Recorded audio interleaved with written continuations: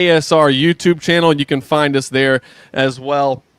Zack Geoghegan and Brandon Ramsey are joining me here to kick off the show here in KSR Takeover Tuesday. And guys, I was saying this yesterday. I was so excited now that we're closing in on the start of football season, because I just feel like these last 2 weeks there's just been like really nothing to talk about.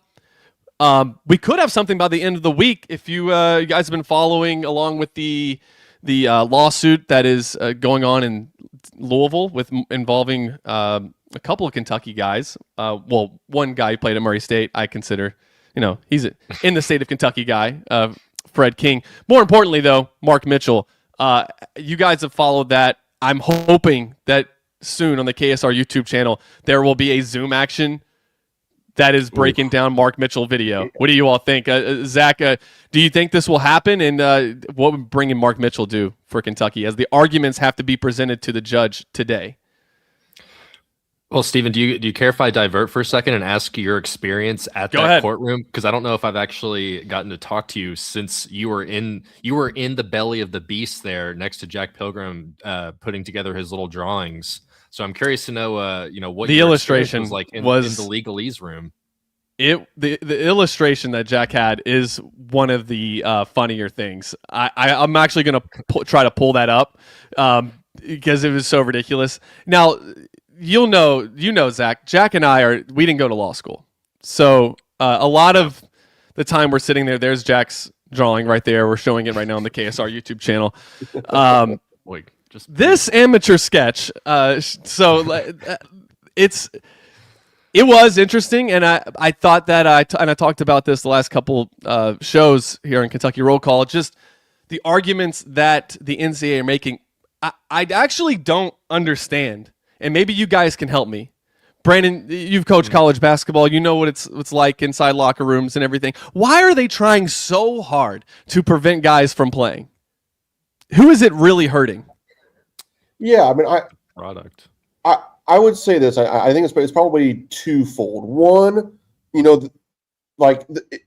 anytime you set a rule or a law or anything, like, it's always going to be bad timing for something or for somebody. Like, I almost look at it like marijuana laws. Like, there's a lot of people who, a year or two ago, let's get real political today, guys. It's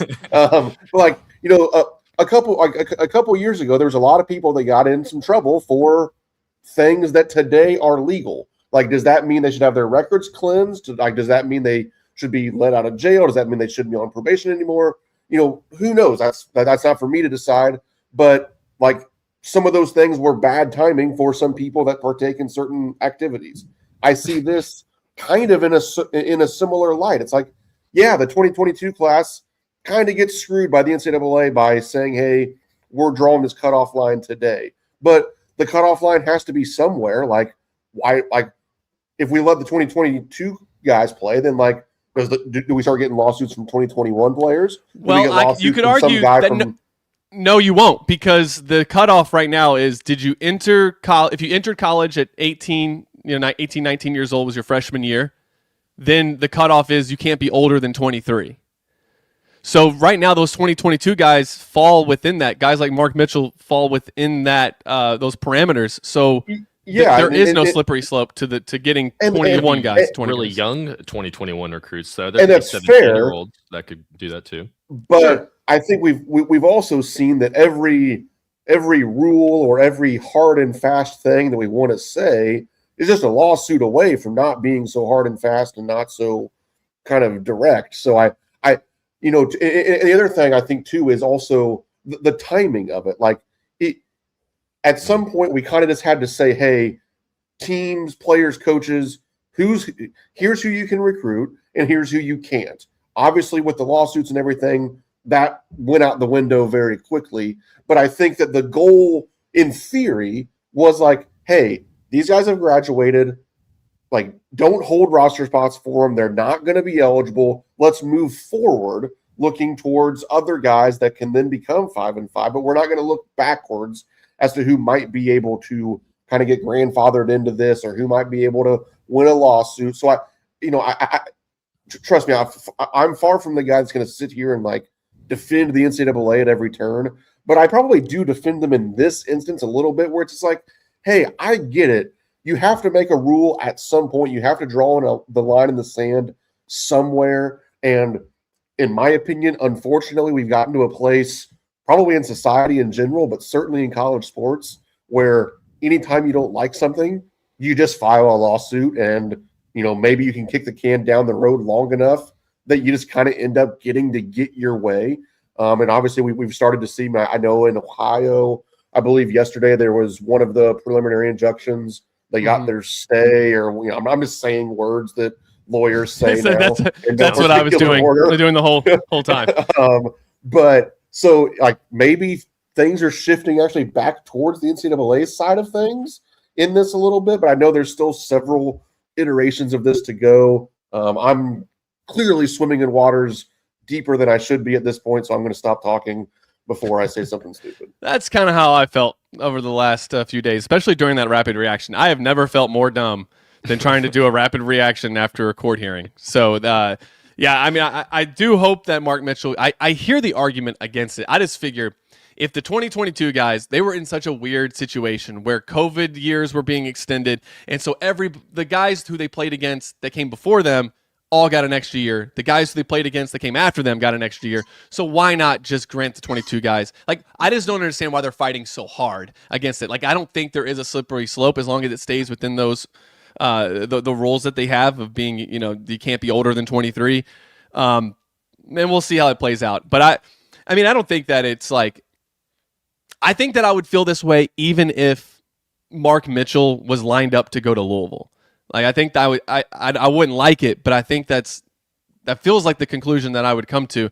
And maybe, I don't know, maybe I am just seeing it through blue tinted glasses. But what I wanted, go ahead. If I can chime in on the NCAA, I feel like they have a history of kind of like backtracking stuff like this anyways. Like, when NIL kind of first got introduced, they backpaid some guys that were the years before that, didn't get paid.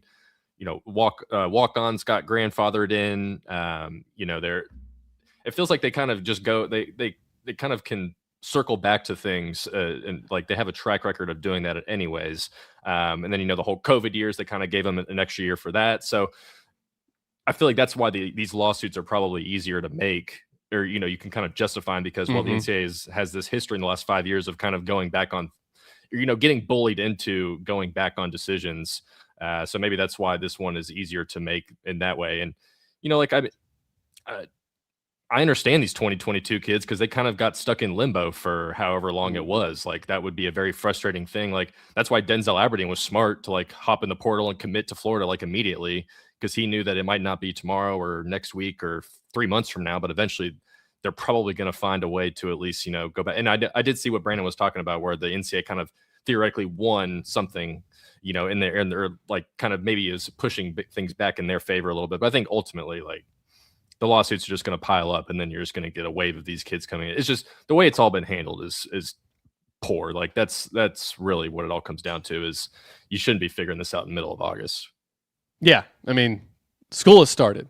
The sorority videos of them dancing are on TikTok already. It's here. So, this time of year. Yeah, we will, we'll talk a little bit more about it throughout the show, but really, it's what day it was, August 18th. We're getting into that football mood, and I can't wait to see. Brandon Ramsey's always sitting front row, 50-yard line, pretty much, right, Brandon? Is that your seat? Well, that's just how I always see you at football games. I'll be floating around in there somewhere. Yeah. Okay. All right. It's gotten me into that, like, I'm watching old games now. Like, I'm getting excited for the season. I put on a Kentucky football game the other day. Actually, a couple of them.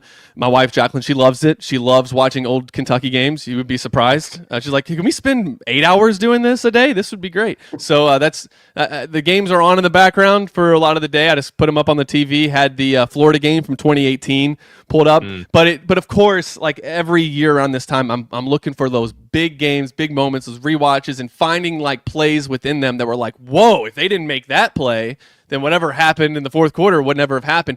I want to go through with you guys. There's two things. You all tell me. Brandon, I'll let you pick. Should we do worst calls like biggest missed calls in Kentucky history, or should we do like best buzzer beaters, biggest buzzer beaters, game-winning shots in Kentucky history? Let's be positive. Let's go. I agree. As soon as I was saying it, I was like, I think I picked the right person. Brandon's going to make me be positive. So, best, we're trying to figure out top 5 buzzer beaters. And I would say anything where the clock is like less than a second is considered a buzzer beater. Like, they stop the clock now when the ball goes through the basket. Or if the clock expired, what are the ones that come to your head right away?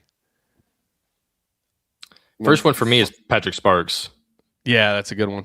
Michigan State game. That's the one. That was just one of my formative games as a kid growing up. But I feel like it is lived up ever since. Like, it hasn't gotten old. It doesn't kind of fall away from even, Kentucky went on to lose that game, so maybe it kills it a little bit. Like the actual that's what historical marker of it.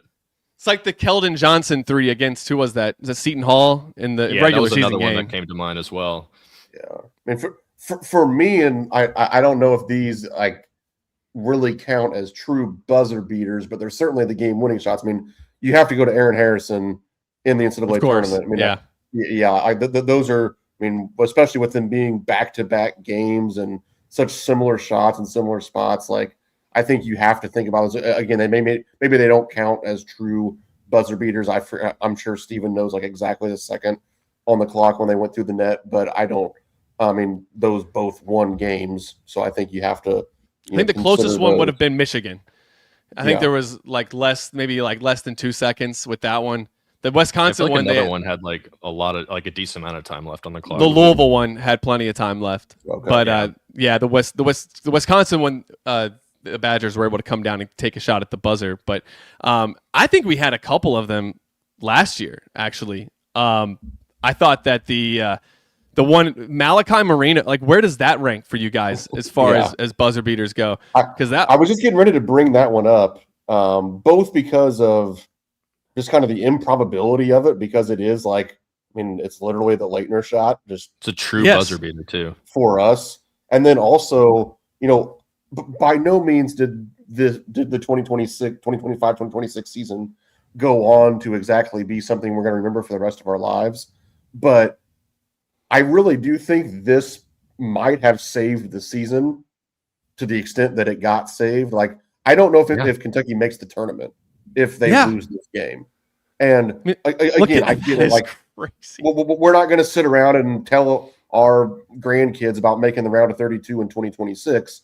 But I do think that like this past year could have gone off the rails a little bit if you lose that game. And I think that some of the momentum and some of just the excitement that came from stealing that one and, having the huge second half comeback that she had there. And probably in a similar fashion, Otega Owe getting you past Santa Clara. Like, again, is it something that like we're going to hang a banner for? No. But in terms of the kind of like small scale importance, I think both of these, both of the shots from last year allow you to remember the season probably a little bit more positively in the grand scheme of things than you would if neither one of those shots went in, where it would have been like such an abject failure. I think if you don't make both this game winner here from Malachi and then later on in the NCAA tournament, Otega Owe's half court shot. Well, and then the radio guys yesterday for KSR were talking about, how do we view Mark Pope going into year 3 if Otega doesn't hit that half court shot? If they lose in the first round of Santa Clara, does that actually change the perception of him a little bit? I guarantee it would, honestly. Like, I think it would make things a little bit more difficult to swallow knowing that they lost. And even if you had the exact same offseason, you had the exact same team, people would just be more down going in. That was the first time that Kentucky had walked off like with a shot. Like, since this one right here, this was Michigan State, and we're playing this on the KSR YouTube channel. By the way, if you go to the KSR YouTube channel, you can watch us break these down. This one right here was from 2004. I don't know if you guys remember this one. Zach, were you even born yet? No, I was 5 years away. Dang, that's crazy. It's I hate to say this, you look a little older than your age. I think. Wow. Okay.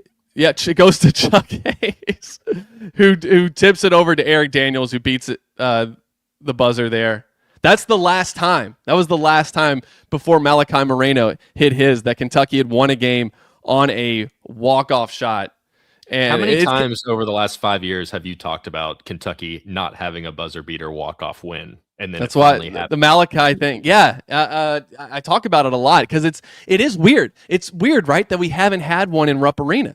Is that not weird to you guys? I mean, yeah. I guess I would also look at it like this. I mean, especially at Rupp Arena. I mean, Kentucky just even now, like they still. Yep. Like, they I know where you're going. most of the games. Yeah. Like so, like, would you rather win on a buzzer beater, or would you rather win by 12?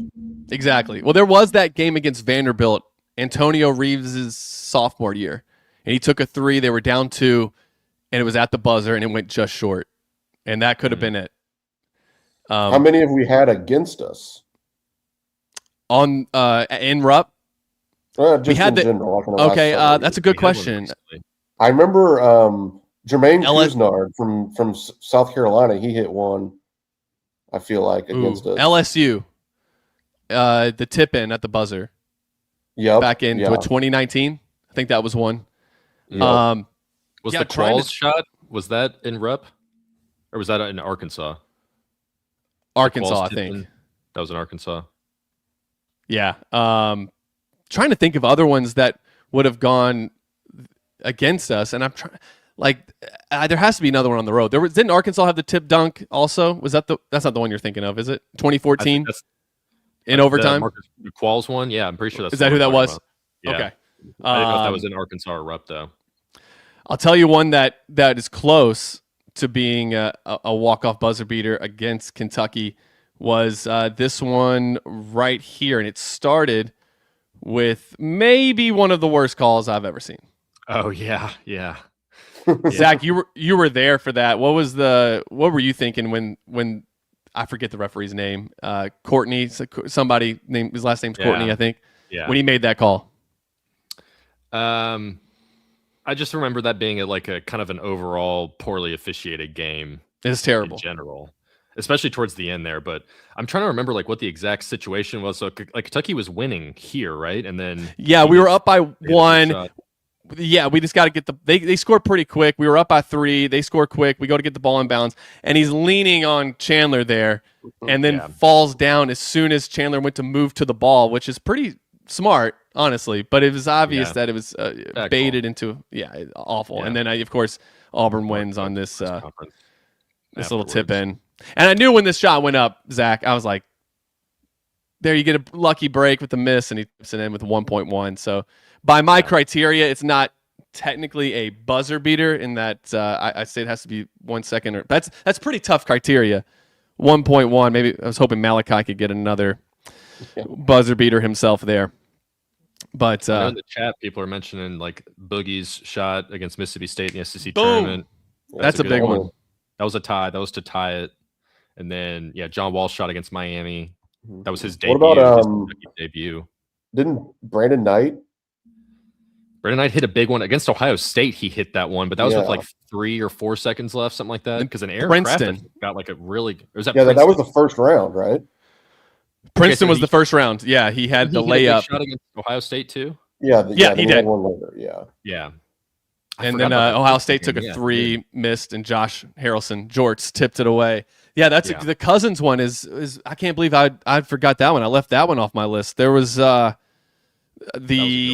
Reed Shepherd. I think Reed Shepherd's does qualify. His runner against Mississippi State. I think there was less than a second. There was. It was less than a second. So they got a pass to half court, but I don't even think they got a shot off. I remember him getting mauled on the court. I just don't remember if they actually had another chance after that, if they reset everything. I guess they did, though, and obviously it worked out for Kentucky. Do you count free throws? If Patrick Sparks got fouled against Louisville in 2004 with 0.6 seconds left. Because those were pressure free throws. They were down 1, right? Kentucky was, I think, and he hit all 3. Should have missed the 3rd free throw, right? On purpose? Yeah, maybe. Yeah. That'd be a bigger debate today. That'd be a big analytics debate in 2026 as opposed to 2005 or whatever. Yeah, probably should have. Here's another one too that a little bit before, I guess a little bit before your all's time, technically. Nazi Muhammad. I don't even know if this shot counted. I mean, I know it counted. I don't know if he got it off or not. It's so close. Oh. I don't think I've seen that one very many times. I'm not sure I'm familiar with that shot. And there's no replay. There was no, so just it counts. Run to the locker room and get out of there. Look at Hashimu Evans. Hashimu Evans is one of the most underrated Kentucky basketball players of all time. Like, he's a guy we just don't talk about enough. He's a national champion. This is back in the day, Stephen, and you'll appreciate the take that I'm going to have. This is back when things just happened how they were supposed to happen. Like, Kentucky's supposed to beat Vanderbilt, so they just made it happen. Like, I mean, imagine if we got that sort of whistle these days, instead of probably the opposite, where people want to go out of their way to not, have a whistle for Kentucky, or people just hate Kentucky in general. Like, back in the day, they just, hey, Kentucky's supposed to win this game. Count that. Well, some argue that about Oweh's shot against Santa Clara, that the clock didn't start on time and his shot maybe shouldn't have counted. Like, that was kind of a whole debate as well. That kind of keep us in the tournament, get the eyeballs on it. And that's I think this counts. I think this, even upon replay, I think this would have been tough to overturn. It looks like it might be out of his hands right there with 0.1 left. But yeah, it's like when I was watching the World Cup this year, and every time there was a goal scored, you just went, well, let me just wait. And, before I react, I want to see if this will hold up. One of the problems with soccer, Stephen, every time something exciting happened, half the time that has made it not happen. Literally, though. Trying to convince Brandon to enjoy the World Cup was a task. That and the TBT. I still don't understand that. You're a basketball guy. You don't want to watch good basketball? It was a good basketball summer for old B. Ramsey. It really was. Oh, EJ Montgomery tip-in versus Florida. I think that one was just with a couple seconds left, too. Didn't Florida get a shot at the buzzer? I think they hit off the backboard. I think that was the very last game before COVID. It was. Mm-hmm. It was. It was the fourth time in my life, guys, that Kentucky basketball ended their season with a win. Unless you want to count the probation years. Yeah. They may have ended the season with a win back 1990, 91. Yeah. Hang the banner. Ended the season with a win. Zach, do you know if you got any buzzer beaters that you want to go through before I let you out of here? You got to go. Oh, wait, you got to go do a show right now. You got to do a different show. You're on the Cut Man. I got to go to another radio show here in a minute. That's a good time for us to take a break. All right, Zack Geoghegan, I appreciate you. Brandon Ramsey will join us for the next segment. We're going to get into the weeds a little bit with this Kentucky basketball team and some of the other news coming out about college basketball. We'll talk about that and more. You're listening to Kentucky Roll Call on Big X Sports Radio. Later, Zach. Later, y'all. Appreciate it. See you, man. All right. Now, if you guys are joining us here on the KSR YouTube stream, we are live in Louisville on 96.1 FM, 1450 AM, and on the Big X Sports Radio YouTube account Monday through Friday, 12 p.m. to 2 p.m. Number of guests throughout the week. And if you've missed Jacob Polachek, because who doesn't miss Jacob Polachek, you can listen to him on Wednesdays. Most Wednesdays. He joins us in studio, giving us the Cardinal Authority point of view now. Brandon, can you believe that? What a traitor. I mean, I still it breaks my heart every time. Yeah. It's unbelievable. Of all the places you can go. I thought about bringing him on here one day, bringing him back on the KSR YouTube channel. That could be fun. Yeah, I'm sure the comments would, yes, sir. Comments would love that. I'm going to show my age here, but I believe Jeff Shepard hit a shot at the buzzer to beat Arizona in the Maui Classic. His freshman Brasso. year. Jeff Brasso. Was it Brasso? Okay, I couldn't remember. I was thinking of Shepard. It was a white dude. Yeah, tipping at the buzzer, beat Arizona. I still remember watching that game late at night, being like, "Damn it, I was rooting for Arizona, of course." Of course you were. That one always stuck out to me as a memory. I think of that was the year after your Final Four run, the '94 season. We didn't talk about Otega Oweh's winners against Oklahoma. Well, I think only the one in the SEC tournament would have qualified for what I consider a buzzer beater. But again, like you talk about, like, I had that video that I made a while ago. No, go ahead. I was going to say it's not a buzzer beater. I think it was with 1 second left, but I think when UK beat U of L, they hit a shot with like 1/10 of a second left in 87. Cedric Jenkins, 1987. I think it was Louisville was up by 1 with like 6 seconds left. And Kentucky ended up hitting. I don't think it was at the buzzer, but it was like a second left in the clock when they tipped it in. Cedric Jenkins, 1987. That's about as close you're going to get to a buzzer beater between U of L and UK, I think. Yeah, that and the Patrick Sparks free throws. Yeah, we don't count that because he walked. We don't. They don't count it. It's not even in the record books as a Kentucky we don't acknowledge win. it. Yeah, in fact, it's like Germany recognizing in 1939. It didn't happen.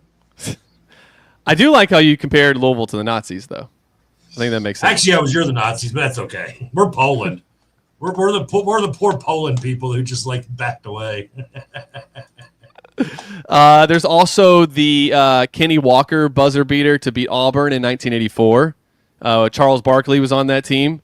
That was in the SEC tournament, I believe. And then there was also, let's see in my notes here. That was before my time. Oh, Vernon Hatton hit the longest buzzer beater in a win over Temple. It was like a 48-foot shot. Who could forget that? Yeah. Hey, I still remember U.S. Reed hitting a half quarter to beat us in 81. Of course. Why is that shot never talked about? I know, it's insane. Because it was between two teams nobody cared about? Is that the only reason? No, I mean, Louisville was still a top seed that year. We were the defending national champion. I'm just kidding, Trevor. No, I don't know where your scrub ass was.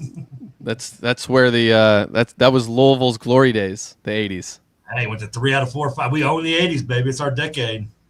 Invented the high five, I heard. They've done like 5 30 for 30s on 80s college basketball and not one on us, which is ESPN just so racist. Is that what it is? Is that? I don't even know. I'm going with that. It's an ism of some kind to have against us. All right. Speaking of which, we got 10 seconds. All right, I'll wait for your signal.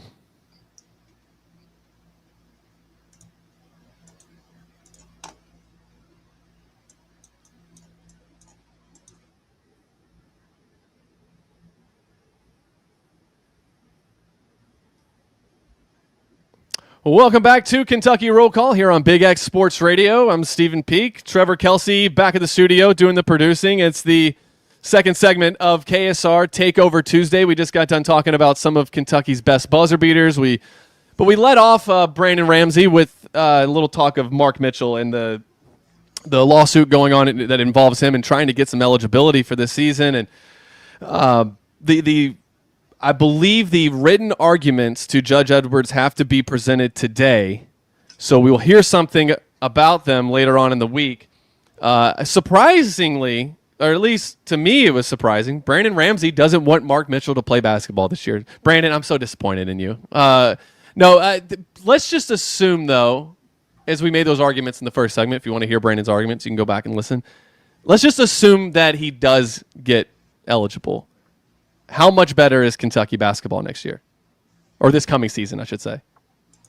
I mean, it's hard to argue that they're not semi-substantially better. Now, like, I already think Kentucky's pretty good, so, like, the margins aren't huge. I mean, it takes you from maybe being the 10th or 12th best team in the country or 15, wherever you want to put Kentucky, probably in that 10 to 15 range right now. It moves them to the 8 to 12 range, but, like, I think that's a pretty sizable difference, really. Like, you start to talk about really pushing towards those top-tier Final Four national championship contenders. I mean, Marcus Mitchell was an all-SEC player last year, averaged 18 points a game, 5 rebounds. He's another guy that handles the ball very well. Is he the perfect fit for what you would want to add? I don't think so. Like, I would rather it be a guy that maybe is a better defender, is a better rebounder, can space the floor a little bit more than what Mark Mitchell can. But I'm never going to sit here and turn down an all-SEC caliber player, a guy that can do some of the things that he does. I've likened him, quite frankly, to a more skilled offensive version, obviously not as good of a defensive player of Amari Williams. Like, he's a guy that can really pass it from the front court. He handles the ball well. He's a fluid athlete. he's going to drive it at you and be another guy that can actually genuinely handle the ball for Kentucky. And to me, if you add a third guy that especially kind of positionally can create and play make the way that Mark Mitchell can, and then obviously have Zoom Diallo and Alex Wilkins in the backcourt, I get it. That's not the sexiest shooting lineup in college basketball, but to me, like that's why you pay an offensive guru and Coach Mark Pope the big bucks. Like, he needs to figure out how to make it work. And I think that's part of your job as a coach is, hey, give me the best pieces I can get, especially this time of year. You can add somebody like Mark Mitchell, and we'll figure out how to make it work. So, yeah, is it the perfect fit on paper? Probably not, but boy, would I be excited to add a player of his caliber in the middle or late August. I think that would be huge for Kentucky, and to be one more step towards them becoming a legitimate title contender. So as of right now, how do you feel about Kentucky's title contending chances? I mean, do you feel like you said that you think that with Mark Mitchell, it's just a marginal increase in how good they are?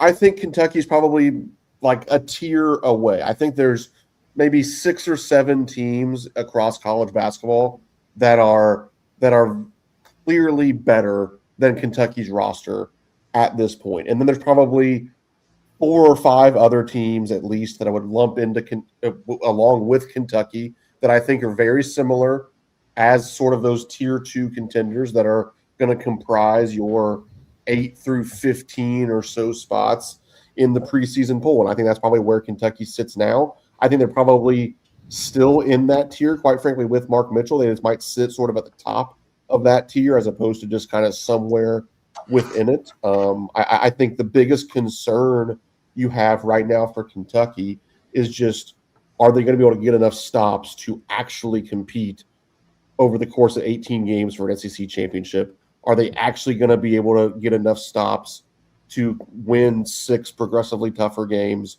in March and early April in the NCAA tournament?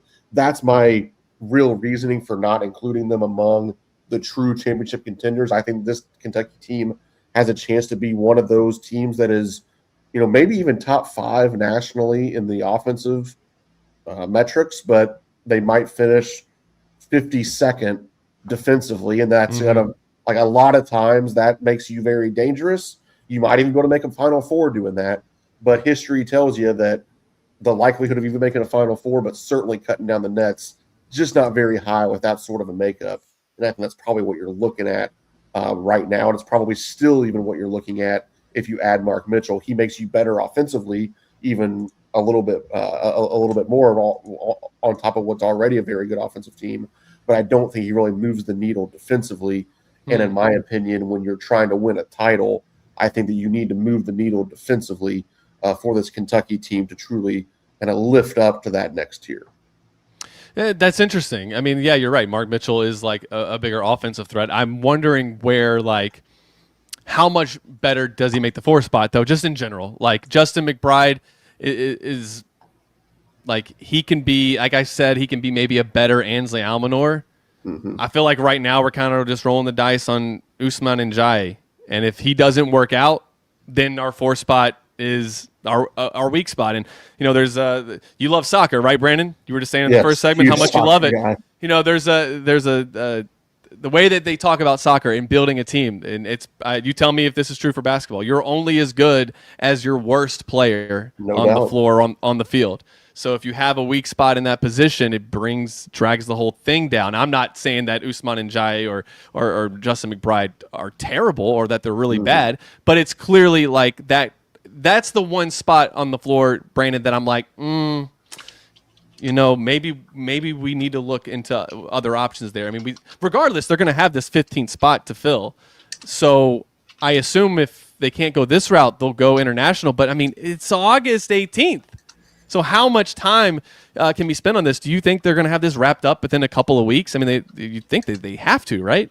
I would sure think so. I mean, like, I know we live in a different day and age of college athletics, but, I mean, heck, when do classes start at Kentucky? I mean, it's got to be a week or so from now.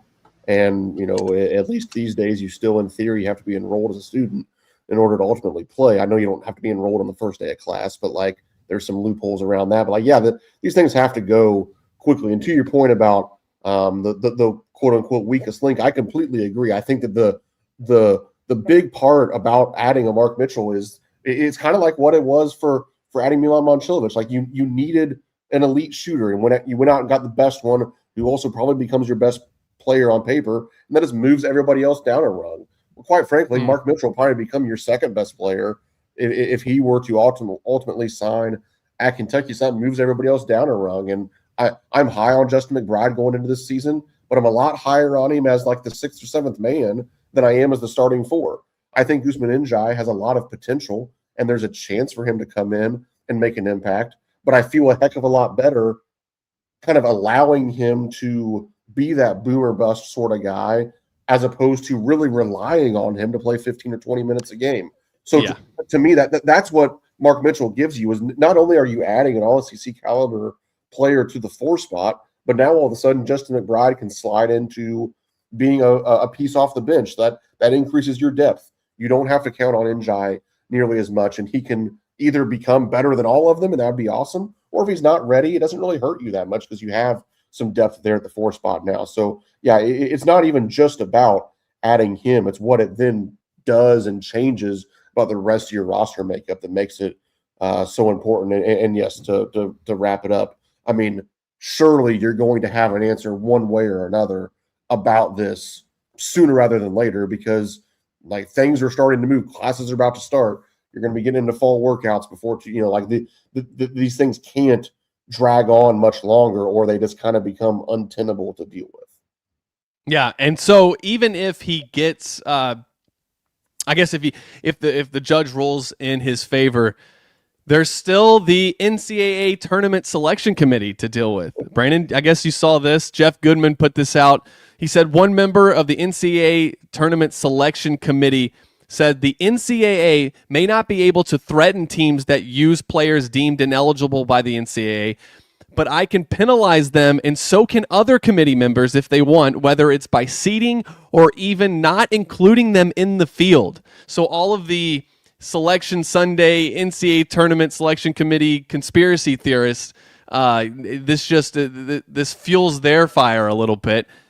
Didn't like seeing that. It's just like, okay, so have you all done this before? Like, is there personal grievances that you've addressed with the selection committee? I think about those early years with Calipari and some of the seeds they got. I don't really believe it, but does this make you pause with like, are they going to try to do that? You think they can't, right? I mean, well, yeah. I mean, I said it on Twitter yesterday when I saw that, and Jeff Goodman has put out another clarifying tweet. I just pulled up. He says, just to clarify, this wasn't to say they were going to do it, but was to say that they are human and can do it if they wanted to. That still doesn't really make me feel any better about it. No. Like I said, to me, you can feel whatever way about whether these guys should be eligible, shouldn't be eligible.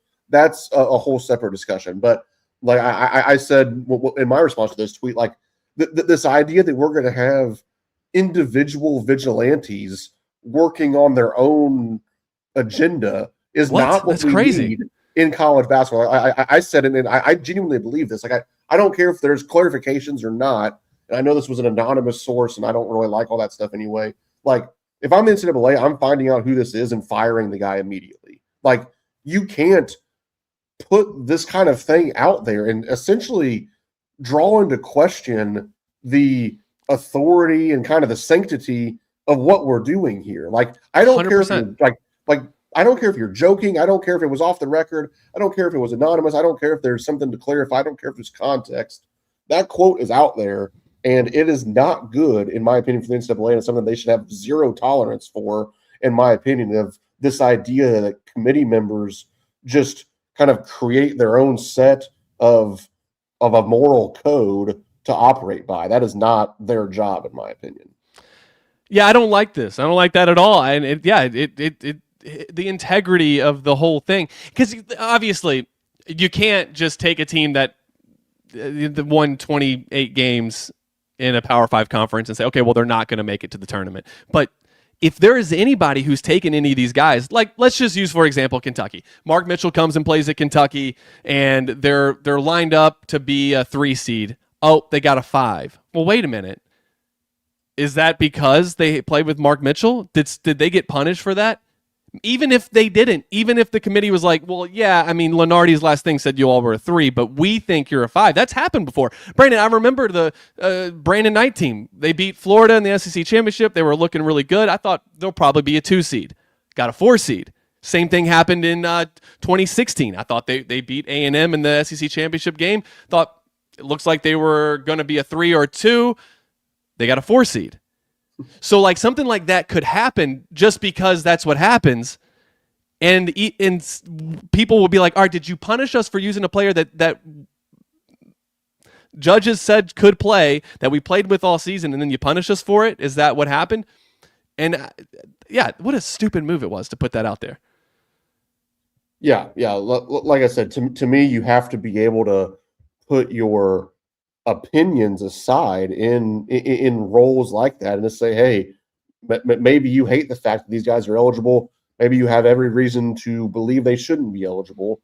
But once decisions get made, then in my opinion, you have to make, like, your job then is to seed the teams and pick the field based on what you see on the court. And if they're playing in the games, somebody said they're allowed to play in the games. And to me, that should be the end of the discussion. And no, I don't like the idea, like I said, of individual vigilantes working on their own moral compass across the NCAA. Yeah, we don't like that. I'm assuming Brandon's not a fan of Batman or anything like that. That's a vigilante. Yeah, if Batman I punishes teams for using us. Yeah, I guess I've been quoting Batman throughout. I will say this: I'm not a fan of them publicly putting it out there because, I mean, one, I don't know if there's a legal issue in this or not. 2, I know there's an ethical issue, but 3, I don't like them saying it publicly and doing it the way they did. I do kind of like the NCAA finally like try to at least step up and be like, listen, you know, we've been bullied enough. We're like squeaks from basketball. Like, you picked on us 12 or 13 times. Now we're not taking it anymore. Okay, you know, we're done with it. We're on the team. You know, if you're going to do this and go directly against us, even if you use a judge to say you can, we're gonna punish you when we can. Now, I agree. Like Louisville should not play Trimble. I totally agree with that. And like, which one of you said that, you know, you can't just, I think it was Peake or which one, you two blend alike to me. That said, you know, if you win 28 games, obviously you can't just leave you out of the tournament. But, you know, you said there could be a seeding issue. It could be where you're put. You know, you could be sent out west instead of being in the east where maybe you deserve to be. You could put in behind a 1 seed that maybe you should have been behind the 4th one instead of the top one. I mean, we've seen it. Listen, I agree. There's been long-standing ethical questions about the proceedings of the NCAA tournament committee, whether it be against Louisville, whether it be for Kentucky. Listen, CM Newton, I think, had a few times helping y'all out. And then, you know, there's other issues going whichever way you look and pan towards. But coming out and publicly saying, like you said, that just basically says, aha, see, we knew it. We knew it. We've been telling y'all along. Exactly. Exactly. You can do this, and I have no problem if somebody actually does do it slightly, but don't come out and admit it. And don't brag about that you had an affair. Just, you know, quietly show up at the Radisson Inn and have your fun and then leave. TJ Walker texted into the Game Day Men's Health text line. He said, it's worth remembering that Goobman could just be making it all up. Is this one of his anonymous coaches' stories? Is that what TJ's getting at? Yeah. Somebody said, actually, it was nobody who said, Cam Williams is my key. Not worried about Mitchell, McBride, Usman.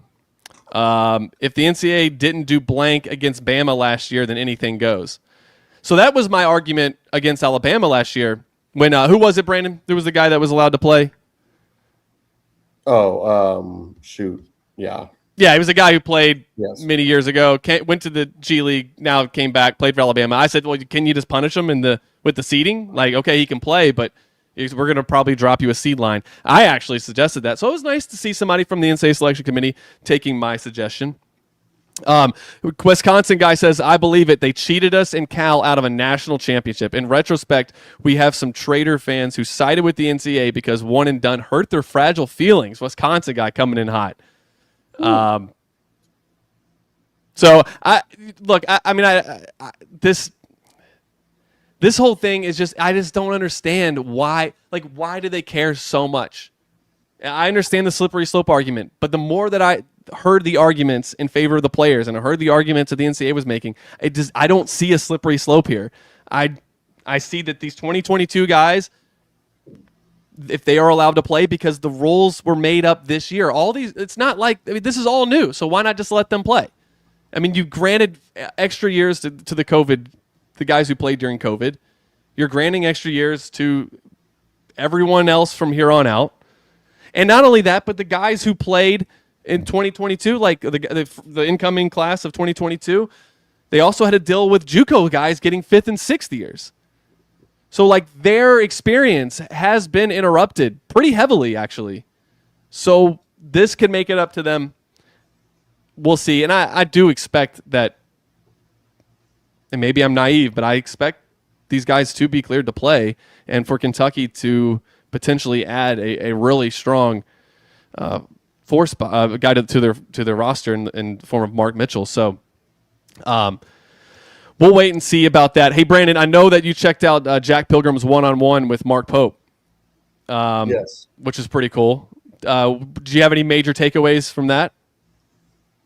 Not necessarily. I mean, I do think, like, it was a calculated decision by Coach Pope, I think. Smart. Where maybe he is, I don't know if learning is the right word. I don't know if maybe regretting how he hasn't used the media in the past would be the other way of looking at it. But I think that he's realizing that the media is probably better as your friend than as your foe. And that there were at times over his first 2 seasons, especially last year, where I think it was pretty clear that there was a disconnect, not just between KSR and Coach Pope, but probably just the media at large and Coach Pope and the staff, where there was a little bit of, just everybody not being on the same page. And I think that when you can maybe use the media to try to get yourself some goodwill and to tell your story a little bit, all of a sudden people, start to maybe give you the benefit of the doubt, or they're a little bit softer on you, for lack of a better term, or whatever it may be. And I think that this was a pretty clear grasp by Coach Pope to kind of gain back some goodwill, to explain some of the things that went on through last season, to kind of peel back the curtain and show the human side of some of this stuff, and also, just continue to connect with the fan base a little bit more. I mean, I think you can look, no further than just down the hall at the football offices, like how positive everybody is about football right now because of the way that, the new athletic director, Jay Batt's, going around and meeting everybody, and the way Will Stein is, like, just so ingratiated into the community, and he's with fans, and he's shaking hands and kissing babies and doing all this stuff, it's seeming on a day-to-day basis. And I think that the more we can get of that from Coach Pope, because quite frankly, like, that's probably one of his strengths, is like his personality, his kindness, his empathy, like some of those things. Sure. If he can show some of that more to the fan base, then I think that, we would probably, Big Blue Nation ultimately always is almost only going to care about wins and losses. But, like, if you can just get that 5% of a kind of earned goodwill by putting yourself out there, then I think that does nothing but help you. And I think this is one of the important first steps for him to maybe recapturing some of that he probably missed on a little bit, really kind of since his first introductory press conferences that were as good as possible. I think a lot of the stuff in the intermediary he sort of missed on, and maybe this is a sign that he's turning the tables on that a little bit. Yeah, and I just don't think he understood how important it was. And I think the BYU media market is just so different, obviously. I mean, that kind of does go without saying, but it is different even from, like, Florida basketball. Like, it's just different. Like, their in-house media, they do a really good job with, but it is like state-run TV. And I don't think that he anticipated how negative it can get here because of what the expectations are. And like, some of it, when he says the media, I always wonder, are you talking about the people writing columns, the people doing YouTube videos, or the people on Twitter that can be anybody? And I think he does mean it's all of it. And a lot of this, especially the way Jack starts it off, if you haven't read it yet, it's on Kentucky Sports Radio. A lot of it was talking about how he dealt with adversity. I mean, the first question Jack asked here is, what was rock bottom for Mark Pope in year 2? Well, it says it was the Gonzaga game. And I'm sure that had to have been such a tough moment, obviously for the players, but for Mark Pope, who genuinely loves this, and it is his dream job, and he loves Kentucky, and he wants to be the guy who like brings in a title. I mean, Coach Pope is exactly 9 letters. He wants to bring number 9 to Kentucky, right? It's all lining up for it to be that, for him to be the guy. I'm sure that night in Nashville was one of the toughest nights of Mark Pope's life. Yeah. It wasn't just that they lost by 35. It was that the Kentucky fans, a lot of them, not all of them inside of Bridgestone Arena, but a lot of them kind of turned on him a little bit. That was like the first real, like, they don't want you here now. Right? I mean, that's how I saw it, at least.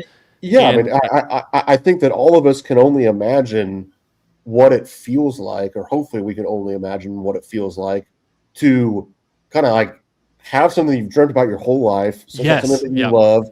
You know, like you've made it to the mountaintop. You have your dream job. You're the coach at Kentucky, a place that you genuinely, unconditionally care about. Being a graduate, having won a championship, your connection with Coach Pitino, all of these things, and then all of a sudden, everybody that makes this place special seemingly like kind of legitimately hates you. Like that's how you feel in the moment. Like, yes. And there's some people that do actually hate him. Probably like that. That's how crazy some of our fan base can get. Where like this stuff, they did that night. Yeah, well, yeah, exactly. Sure. Yeah, and that's just human nature. Like that doesn't even make you a bad. That's how sports. That's how sports works. Yeah.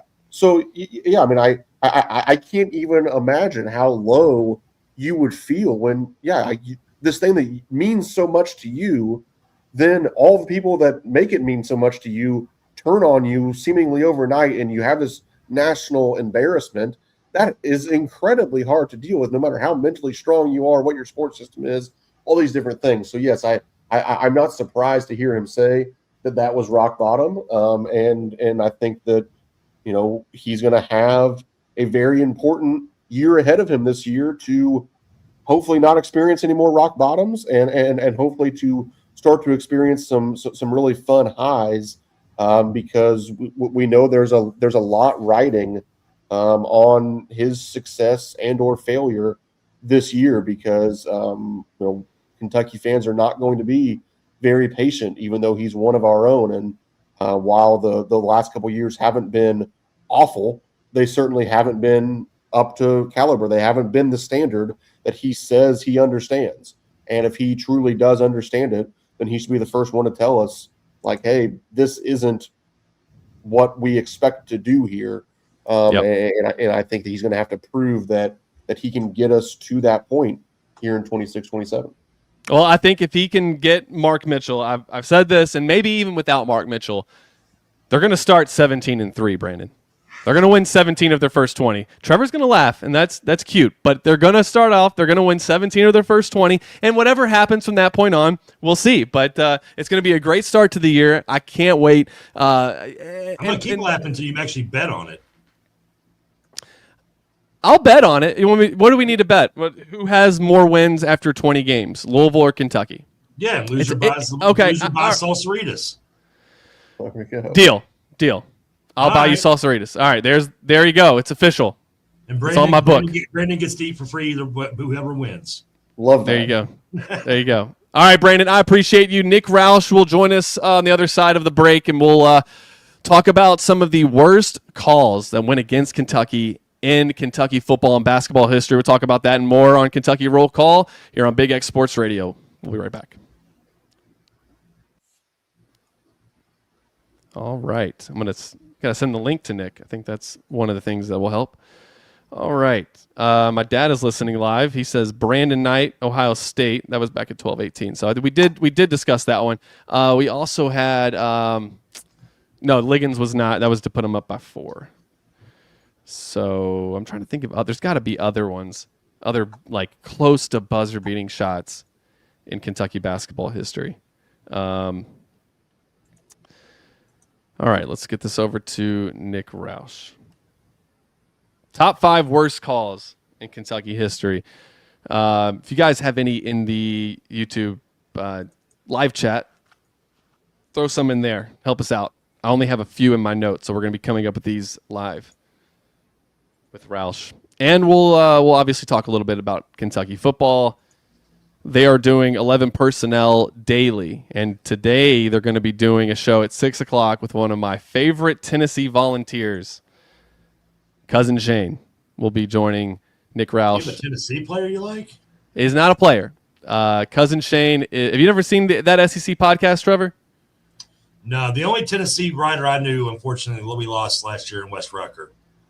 Oh, yeah. I've been interviewing Wes since my first day in radio, so that was really. Yeah, Wes is an awesome guy, man. He's good. I met him in 2008 when he was one of the first people. I remember he actually missed an interview with me one morning, and I thought nothing of it because you get used to it in this business. And he called me the next day, and he apologized for like 10 minutes. I'm like, Wes, dude, it's no big. It's like, I can't believe I overslept. My girlfriend was giving me crap night before. I'm like, it's okay, dude. It's like, I don't mind. He was so bad, man. He would always come on and talk Tennessee with me all the time. That's why I was that hurt. I was sad to see that. That's terrible. He's a good dude. No, but Cousin Shane, he does the SEC podcast with SEC Mike, and it's a really good SEC football. I think they do some basketball coverage now too, but it's a good show. Nick will be on there. They'll like once or twice a year he'll go on there, and they'll come on Nick's show. It's a good time. He'll be on there at 6 o'clock tonight. Then we will also have a Sources Say tonight at 8. Jackson to go over what he talked with Mark Pope about in his one-on-one interview, talk a little bit about the Mark Mitchell case, a little bit more in depth. Maybe you'll have a new illustration for us to show. And, look, it's Nick Roush. Oh, look, Nick Roush. Nick Roush. Are we on the air? We are on the YouTube. Trevor will get us back on the air here in just a moment. We are on a commercial break. There you go. There's the commercial break. Okay, let's see. So, Nick, I want to go through the worst calls in Kentucky sports history. All right, cool. I only had a couple that I could think of off the top of my head. I got some of the videos ready to rock in case you bring them up. 3, 4, 5, 6, 7, 8. I got 8. Nice. Football and basketball. Right. Yeah. Perfect. This will really get everyone fired up and pissed off. That's what. If I can get everyone depressed by the end of the show, I will have done my job.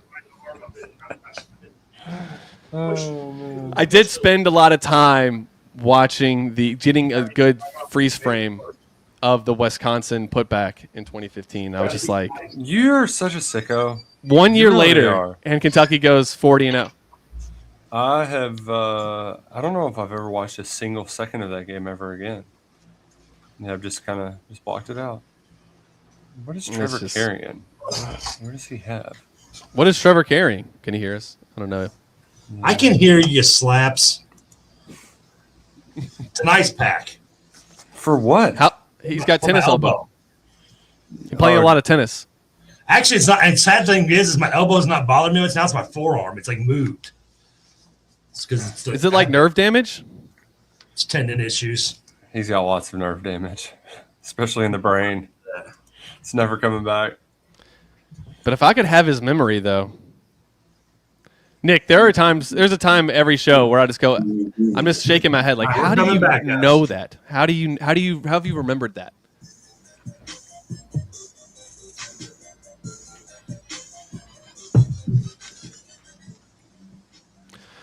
Welcome back to Kentucky Roll Call here on Big X Sports Radio, second hour. That's Nick Roush joining us here on KSR Takeover Tuesday over on the KSR YouTube stream. Nick Roush, we are closing in on college football season. I'm so excited. I was telling my wife this yesterday, though. I'm like, I'm so excited for this. I look forward to it, especially once TBT ends. Nick, I feel like I have nothing really. I got excited about the Cubs game yesterday and Pete Crow Armstrong hitting a walk-off to beat the White Sox. Like, that was fun. The fight in the stands. There was a fight in the stands, crosstown rivalry, and I enjoy that. But like Kentucky football, basketball, that's what gets my blood pumping. That's what gets me excited. But then I wondered, like, why? Why do I get so excited? What am I excited for? I'm excited for a Friday night where I'm like, tomorrow they play Alabama at Kroger Field and it's going to be electric.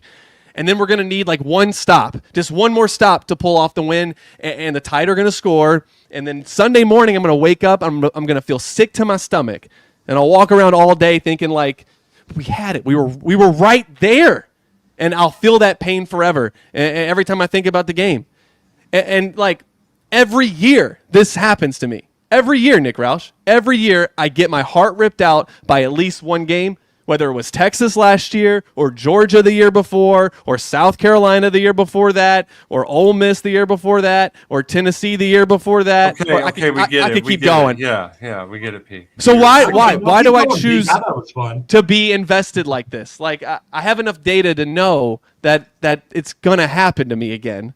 Because it's just fun. The games are fun. It's more fun than TROs and going to courthouses. You had to go to the courthouse twice last week. Like, it's just more fun.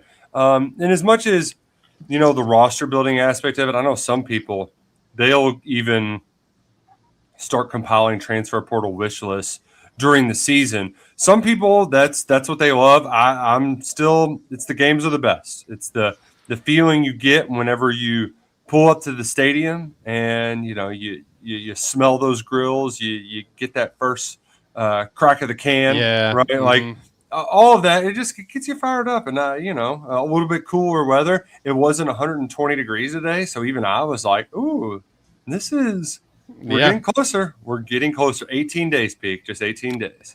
I know, and like there's. The good outweighs the bad, or else I wouldn't keep doing this. It would make sense. But my wife was saying it's like you're on the train tracks and the train is coming down. It's gonna hit you, and you just think like, yeah, but what if it doesn't? What if it doesn't this time and I get to buy a shirt that says champs on it? Like, what if that's mostly what we're doing. We just want to buy T-shirts and hats that say champions on it.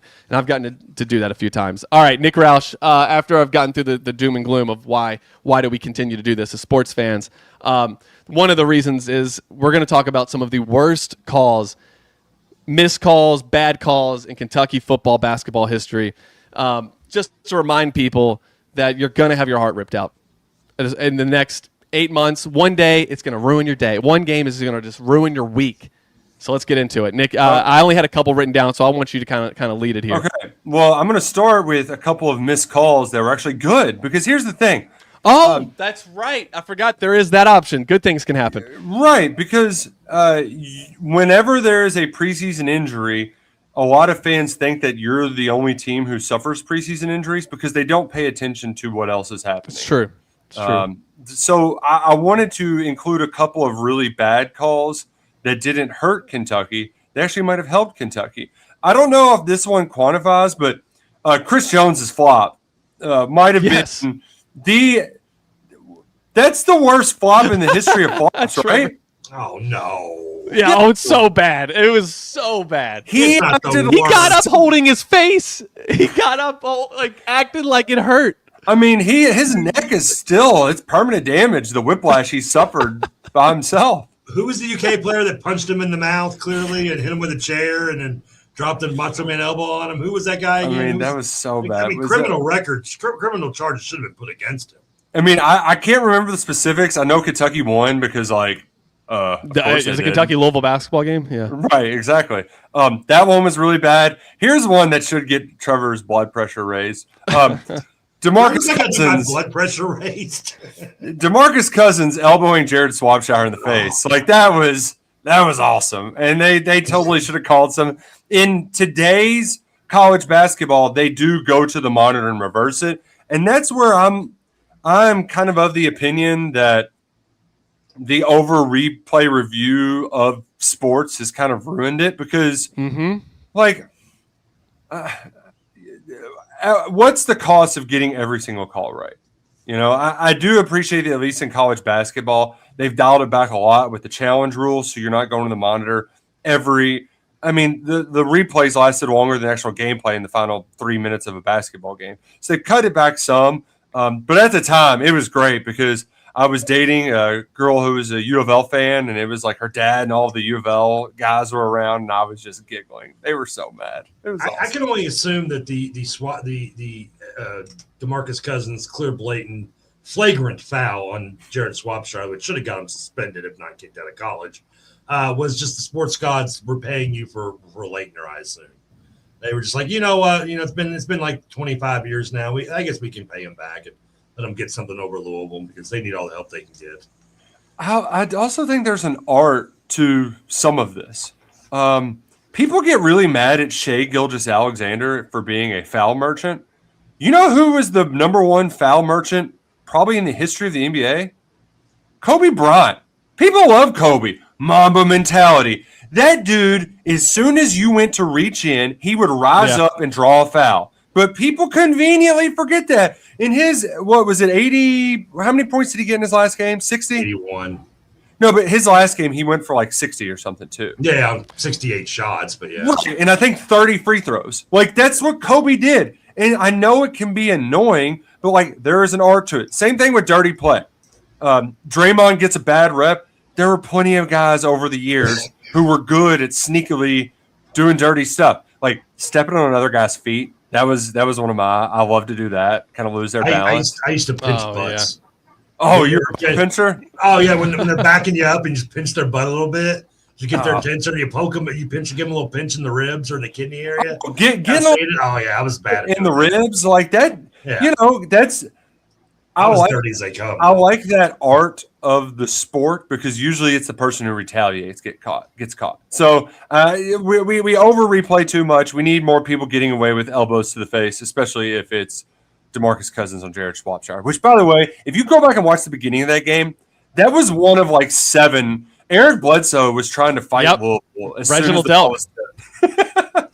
That was so intense. It was. Was it just the buzz in the building? Like, what got those guys? Or was Cal was really good at this rivalry game? Did he do something that just got the Kentucky players just so jacked to play against Louisville, or what was it? I don't know, man. Some of it was Pitino. Like later on, Pitino built the game up to be bigger than 100%. What it was. But in that first game, it had very much similar to Cal returning to Rupp vibes to it. Just the buzz around it all. Because up until Kentucky was undefeated at that point, and Louisville was pretty good that year, if I'm not mistaken. That was a year removed from the number one overall. No, that was, I believe, that was the year we lost to Cal in the first round. It was, yeah.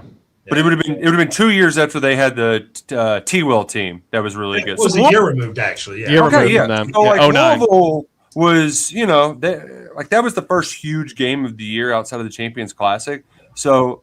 There's a lot of buzz. That was Tino calling the bridge year, which would have been 2010, 2011, leading into obviously the run they had in 12, 13, 14.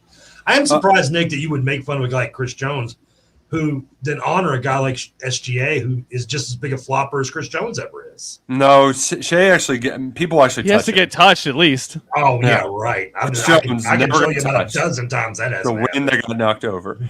One awful call that did cost Kentucky a game. And this was like in college basketball, refs just have an ego that they refuse to contain. And there are 2 in particular that come to mind. One of them is at the barn down in Bryan College Station. Isaac Humphrey slams the ball down. I forgot about this one. Yes. The A&M game. He gets the game-winning rebound against A&M, and he's excited, and he slams the ball down. But he's so excited he forgets to catch it. And since he didn't catch it, the ball skies high. They call it technical, and A&M hits technical free throws that win the game. That was supposed to be the game-winning play, and ended up being the game-losing play. We debated that on original KRC at one point. That's how that was so insane. And it would be like, Nick, if after Mullins hits the 3 against Duke and the guy runs on the court, the ref goes, "Well, by the rule, I have to tee you up now." Like, you know what I mean? That would be something similar. If that's a tournament game, do you think Isaac Humphries gets teed up? No, I don't think so. Yeah, it made no sense. And it cost Kentucky. That team probably should have gotten a 2-3 seed. Instead, A&M gets the 2 seed, Kentucky gets the 4. And they ended up beating them in the SEC tournament final, which was an awesome game. I mean, that team was really good for A&M. Daniel House, really good college basketball player. Now I can't think of the bald guy that was the point guard who's still in the league. Nick, correct me if I'm wrong. Was that the year that I assumed that A&M and Kentucky began a budding rivalry? That was the budding rivalry. That's where it all started. They never budded past that. It just stayed there. The one that rivalry to blossom. At least in that instance, there's a okay, I get why he made that. You probably shouldn't have made that call, but I get why he made it. This year at Arkansas, there was 3 technical fouls called Kentucky in 30 seconds. Brandon Garrison deserved it. Mark Pope, I think, was just letting it all out. The technical on Mo Diabate for blocking a shot out of bounds that was and screaming, so bad. That really is like I can give some grace sometimes to these officials because it's difficult. I challenge you to find a worse call, just period. On purely execution, move that. I mean, that happens in every basketball game ever. That was hot dog water. And the fact that Kentucky, who was in control for that game, actually had some intestinal fortitude and stuck with it and didn't unravel. Like, that showed a lot of guts. Credit to them. You know, that was one of the quotes that Pope had yesterday to Jack that was getting picked apart about how they didn't unravel. Like, that game right there, like, they could have completely folded like a cheap tip, but they did not. They stayed in the fight, and they got the win. When Billy Richmond threw that dunk down and that place was rocking, I looked at Jack and I was like, I think we just make this game about how bad those calls were and how it cost Kentucky the game, and because they're not going to win this one. So another one. So Christopher brings up something in the YouTube chat. Okay. He thinks the John Higgins game had about 50 terrible calls. That's the thing, is I can't single out just one call because I was so enraged that I kind of just blacked out that entire first half. Like my mind, I've completely memory hold it. But this is just like the John Higgins honorary. You were so awful for an entire half, and it also illustrates the worst in college basketball officiating, where they call the game one way for a half and then they just change their minds in the second half.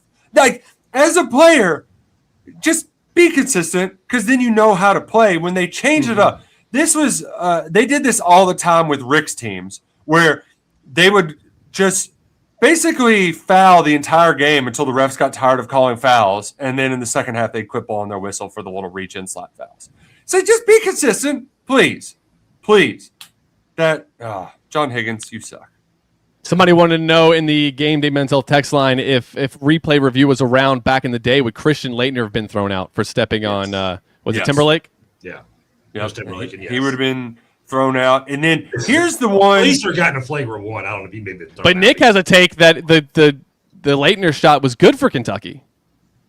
Isn't that a take Nick Roush has made? That was a take that I baked up. That being a part of the greatest game in college basketball history was overall a good thing for Kentucky becoming 1A, 1B team in the 90s. Like, those two teams were the teams of the 90s. And I don't know if that game is considered the greatest college basketball game ever, if Laettner doesn't hit that shot. It's not. If it ends with Sean Woods, it's wow, what a game. That is, but it's Correct. not, yeah. Gene Wojciechowski may not have written the book about it. Which that is, like, I'm not the biggest book guy, and I know that it ends sadly for Kentucky, but that is a great book. But if Kentucky Woods shot is the final, though, the game can still be considered great because it would have been considered one of the bigger upsets. And even That's true. 2 versus 1, I mean, Kentucky, no disrespect, was Jamal Mashburn and a bunch of scrubs. I mean, it's maybe one of the best teams of the decade. I mean, let's not. Maybe they did you a favor, kind of like Tim. You're calling Jamel Martinez a scrub? Big time with a mustache. I mean, you all would have played UNLV in the next game. They might have done you a favor. I went back and looked, Trevor. Actually, UNLV was the year prior, because I thought the same thing. I was like, Kentucky would have got stopped by UNLV. That was they played UNLV in the second. Oh, you're right. It was 91. You're right. Yeah, 91 is when they upset UNLV. Duke, Michigan, Indiana, and Cincinnati were in the Final Four that year. Was it Indiana? Indiana. Ask our friend Scoots if they've been to the Final Four since then. Actually, that was the game where they have been. 0-2. Just once. Bobby Hurley stepped out of bounds going for the inbound pass up by 3, and Indiana had a shot to tie the game because of it. Which this wasn't a Kentucky. This wasn't a Kentucky call, right. But Trevor made you. I credit you for making me aware of this. But the Seton Hall Michigan National Championship game, that's the worst call in the history of sports, I think. I mean, you go back and watch that, and it's like, where is the foul? It was with 1 second left. It was so. I mean, it's like I just can't. Like, I can't even imagine what the media landscape would have done to that man. I mean, that would have been worse than Bartman, what they would have done to that ref. I mean, Seton Hall, not necessarily a big-time program in the same light. Like, if that, it's not a brand name getting hosed, but I just imagining a national championship decided on a phantom foul of that magnitude, just unreal. If you haven't seen that call, go before last year's Michigan team, I believe that was Michigan's like 1-7 in the finals that they had. I mean, their finals record was atrocious, and that was their only win. Which you got to feel bad. Poor PJ Carlesimo just kept going downhill from that point on. At his life. Could have gone to Kentucky. Could have been a Wildcat. Yeah. I got a couple of football ones for you, Peake. Yeah, go ahead. And they're both in Florida, against Florida. I think I know which one of them will be. The one is the screen grab of, I believe this would have been 2014. So Mark Stoops' it was 2014 second year. Kentucky has Florida on a 4th and 7, and it's, I believe, against Will Greer. Might have been the quarterback then. Is that who that was? Okay. I believe it was either Will Greer or Jeff Driscoll. But Kentucky gets a stop here. They win the game. And the game clock, the play clock gets to 0. We can see it right here. Yeah. They don't call a delay of game. Oof. Florida ends up scoring, extending the game. If that's a delay of game, instead it's 4th and 12. Yep. And they're probably just going from the end zone from the 15-yard line. Mm-hmm. That's a much different look from the 15 than versus the 10-yard line. So to give Stoops a streak snapping win in year 2. Yep. They would have gone to a bowl because that was the year that they beat South Carolina as well. That was his first quote unquote signature win. South Carolina, I think, was 25th. They ended up not being that great. But what made that game so awesome was the comeback. But if you go and beat Florida in year 2 at Florida, it just speeds the process of that rebuild along so much faster. And I cannot believe like that play.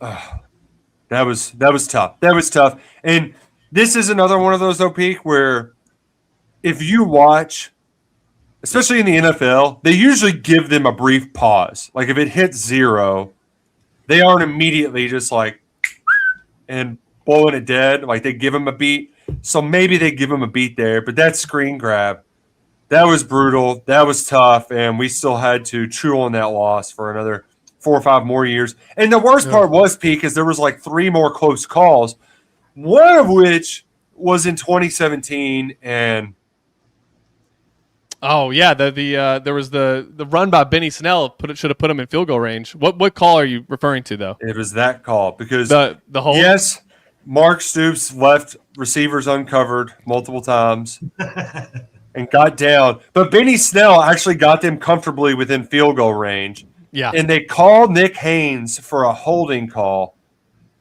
Terrible call. I mean, you could call that hold on every single down. Instead, they tag Kentucky there. They still get kind of close, but McGinnis can't get it there from like 58 yards, and Kentucky loses that game. And the worst part of it all, I felt so bad for Nick Haynes. In the preseason, he got diagnosed with diabetes. And so he was like, this is a guy who was like he was like a redshirt senior who had started the year prior, was really getting rolling. His career's he's just trying to keep weight to be able to play offensive line, maintain his strength, but also a healthy weight. That's tough to do when you're diabetic. And after that holding penalty, he like went and spoke with reporters afterwards. He took all the blame for it. He was so mature about it. But ultimately, that was really the last we heard of him because the diabetes, he just couldn't really play the second half of the season. That's brutal. That call sucked. Fortunately, they got him the next year, but that was just that was a dog crap call. Absolutely terrible. I'm going to show. I don't remember. I want to say it was 2001 or 2000. It was Artus Penner in a game against Tennessee where there was a Tennessee was good that year. Kentucky was awful, and Kentucky only lost. Tennessee ended up winning the game on a field goal, I believe, like at the buzzer. But there was like 2 calls. Like there was an Artus Penner, like a block in the back or something called that was just very questionable. That of course that was involved the Tennessee streak continuing, but Yep. I know it was Archie's Pinner involved in the play. I can't remember if it was like 2000 or 2001 maybe. You can go look back what year that was a close game because there was probably not many of them between UK and Tennessee. But that I do remember there being a questionable one. I want to say there was another one involving Tennessee. Yeah, this one right here. This is in 2021. This face mask would have put Kentucky in field goal range. They don't call it. Instead, and Nick, what do you have to say if you're Mark Stoops to get an extra 15 yards there? Because I have been on the floor for basketball games, and these coaches are just saying everything to referees and not getting technicals. Football is even worse because there's not even fans. Worse. Yeah.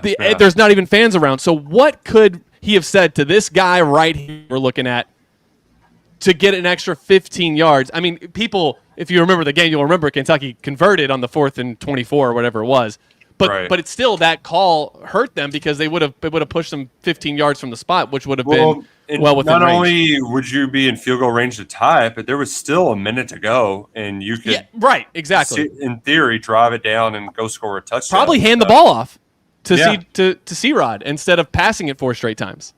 I would say that I have no clue what Mark Stoops could have said because I think he only got one other penalty like that in his career, and that was a Thursday night game in Starkville, and I want to say year 1, where they called Kentucky ran a surprise onside kick to start the second half, and they recovered it, but the officials flagged him offsides, and Stoops just absolutely lost it, like on the side, because the guy wasn't offsides, but they just called it because the ref was like, surely they wouldn't have got it unless they were offsides. That's the only other time I can remember Stoops actually getting a penalty. I have no clue what he could have said to actually get the penalty. Great call on that one, Peake. He actually, if you see, Mark Stoops is like, how could you do that to me?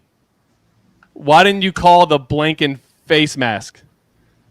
Terrible. And he looks at him and he says, how could you do that to me? And I thought that was that is ridiculous. And if the game would have ended that way, I mean, he has a legitimate argument with that. Like, who throws a 15-yard, throws extra 15 yards there when it should have ended the game? And Kentucky does something I never thought Kentucky would ever do, convert a 4th and 24 to hit the kid from Mail, right, on the reception. Isaiah Cummings. Yeah, that's right. It was Isaiah Cummings. Going to Louisville. Do you have a few more? It was 2001, by the way. There was also the year Mo Williams, the senior year, against Tennessee. There was a questionable call in that game where Mo Williams, I know, got off in that game, and he had he had 151 yards rushing in the game. It was in '95. Yeah, Tennessee 3-point loss. And I don't remember the exact point, but I remember there was another questionable call in that game, if I remember right. That usually always went Tennessee's way. I mean, it's weird how to happen. There was multiple times in that streak of theirs against you that they had Florida just always beat the crap out of you, but Tennessee there was multiple times where they looked like they were willing to give it away and just always got lucky at the end in a few different moments. And there's 2 of them. I just gave you 95 and 01. Both those Tennessee teams, by the way, were 9-1 and still barely beat Kentucky. That was not good. Tough scene. Nick, do you have any more? The one that I don't even like to mention because it's the worst loss I ever experienced. That's the no shot clock violation against Wisconsin in the Final Four. And maybe Kentucky still blows that because they just tightened up and were playing not to lose, and they wouldn't give the ball to Carl early in the shot clock. But that shot clock violation it took the wind out of their sails, and it kind of it's the accelerated the decline. The biggest missed call in Kentucky basketball history by far. Which that is one that in current – well, actually, I don't know if they would have reviewed it in some point in time. I don't know if that's a reviewable call now or not. Similarly, the rule then was it had to be under 2 minutes, and it happened 2:04 or something. Could you challenge it, though? Maybe it's not automatically reviewed, but could Calipari – with the rules we have now, could Calipari have challenged that? I also don't know how the goaltending works because I feel like sometimes they just – I feel like the goaltending goes back and forth on whether they can review it or not review it, and I can never keep up with it. So the LSU one in 2019 on the tip end, was that a legal play? Did they review that one, though, right? In 2019? I think this was an argument between me and Nick and TJ for 3 weeks. Okay, you got to remind me of which tip in because he's talking about the one where the ball was above the cylinder and whether it should have been a goaltending or not. Oh, by the angle. It was I'm the more same day that Duke came back and beat Louisville in the Yum Center. I'm still thinking about the Robert Dillingham team that lost to LSU in such a dumb manner as well down in Baton Rouge. A lot of dumb losses down. Oh yeah, I forgot about that one. That was a really, really dumb loss. Maybe that's karma payback for the Mardi Gras comeback. And yeah, we had a buzzer beater there. I think the last 2 games we played down in Baton Rouge in basketball have ended on buzzer beaters. Which, speaking of dumb buzzer beaters, the losses to Vanderbilt to end the Cal era. I mean, my God, what? Ugh. The bank-in shot on senior night, and then from Jordan Wright, and then to lose in the SEC tournament. I mean, just total wet farts. Ugh, gross. Gosh. All right, Nick Roush, I'll let you get out of here. Appreciate you. Thanks. Glad we're leaving the real uplifting. Hey, give us something uplifting. Give me something uplifting real fast. Kentucky football related. You got something? Stored up? Something uplifting. I don't know. 18 days to Kentucky football. I don't know. I did a fantasy football draft last night, and it got me the idea that me, you, and Luckett are going to do our own Kentucky fantasy football draft. That's going to be fun. Not like all players since like 1990. So that'll be fun. Cousin Shane will be on this very YouTube channel tonight, right? Yeah. And he's buying stocks in the Cats. So there we go. More fun. A Tennessee guy talking positive about Kentucky football. That's something positive. There we go. See, we got all that positivity. Trevor, I'm going to send you my team. You're going to have to give me your draft grade and not the AI crap that they spit out to me. Fantasy football expert, Trevor. How many leagues are we up to now, Trevor? Now pay leagues only 3. Oh, my last draft is Saturday. I did some free leagues though. I don't know if you've seen ESPN's doing this knockout thing where you can like every week the lowest team score gets eliminated. Oh, and I thought this is kind of cool, so I signed up for it. It's an 18-team league. The draft took forever. And I mean forever. I was the 14th pick, and I went and used the bathroom, smoked a cigarette, came back, and I still wasn't on the clock. It's like, what the hell, man? Oh, man. All right, Nick Roush. Football talk. Yeah. Appreciate you. Final segment of Kentucky Roll Call coming up on Big X Sports Radio. We'll be right back. All right, and so for the final segment, so if you're not familiar with this show and what we do on Monday, Wednesday, Thursday, Friday, typically we do like an extra innings and overtime of Kentucky Roll Call. What we're going to do today is do that for the final segment. So Trevor, Kelsey, and I, we will. Trevor, you're still going to be in here, right? Okay, we'll talk to Trevor in a second. We will do top 5. Trevor, can you hear me? Cannot.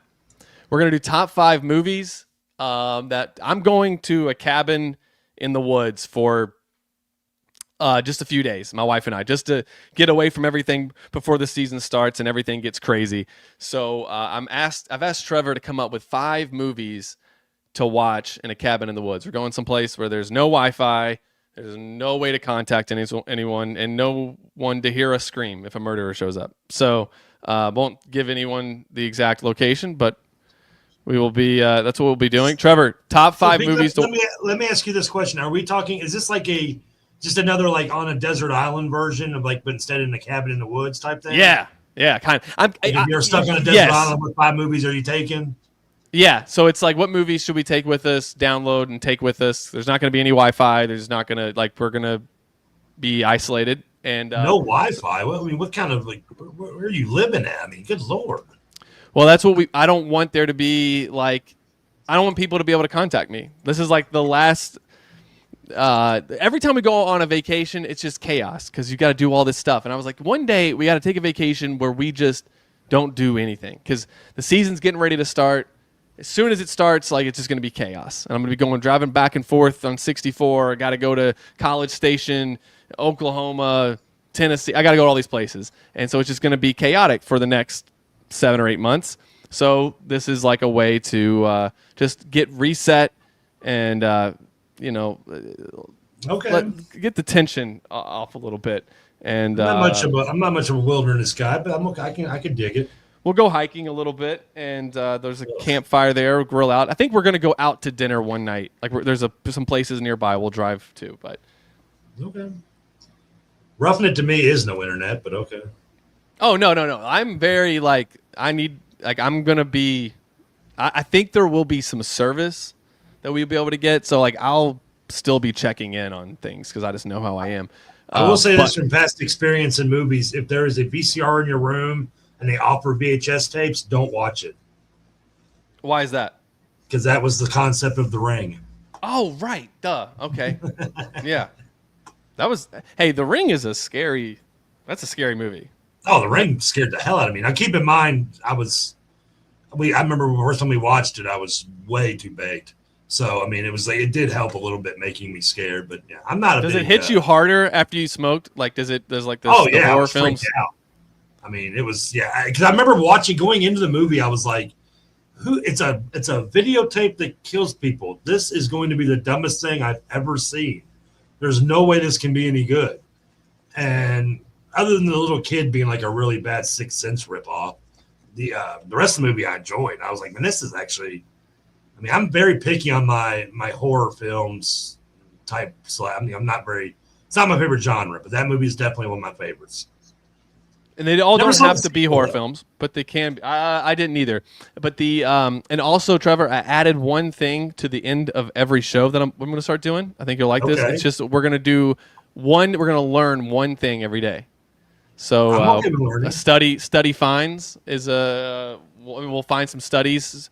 There's a bunch of different sources and stuff to find something new. And I found one today that is actually sports related, and it's so interesting, and it ties into a book. Are we coming back on? Yeah. All right.